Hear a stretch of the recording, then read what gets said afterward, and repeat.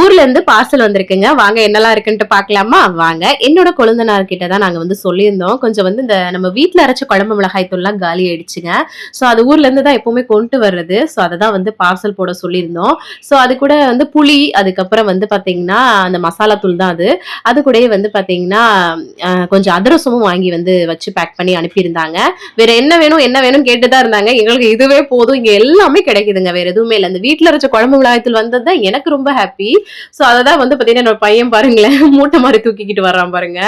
நல்ல வேலைங்க நேத்து தான் ஹஸ்பண்ட் மீன் வந்து வாங்கிட்டு வந்தாங்க. ஒரு வாரமாவே இந்த வீட்ல அரைச்ச குழம்பு மிளகாய் தூள் இல்லாம நான் பாட்டுக்க வெறும் மிளகாய் தூள் அந்த மாதிரி யூஸ் பண்ணிட்டு இருந்தேங்க. இன்னைக்கு நல்ல வேலை மீன் குழம்பு கரெக்டா வந்து வந்துருச்சு மசாலா. அதை திறந்து வச்சு ஓபன் பண்ணியாச்சு. நல்லா கலர்ஃபுல்லா இருக்கு. இதுல எல்லாமே சேர்த்து அரைப்பாங்க இல்லையா? நல்ல ஒரு டேஸ்ட் இருக்குங்க. நல்லா மீன் குழம்புல இன்னைக்கு மசாலா சேர்த்து சூப்பரா வச்சாச்சுங்க. ஒரு சின்ன பொருளா இருந்தாலும் ஊர்ல இருந்து வர்றது அவ்வளவு சந்தோஷங்க. யாரெல்லாம் ஃபீல் பண்ணிருக்கீங்க மறக்காம கமெண்ட்ல சொல்லுங்க.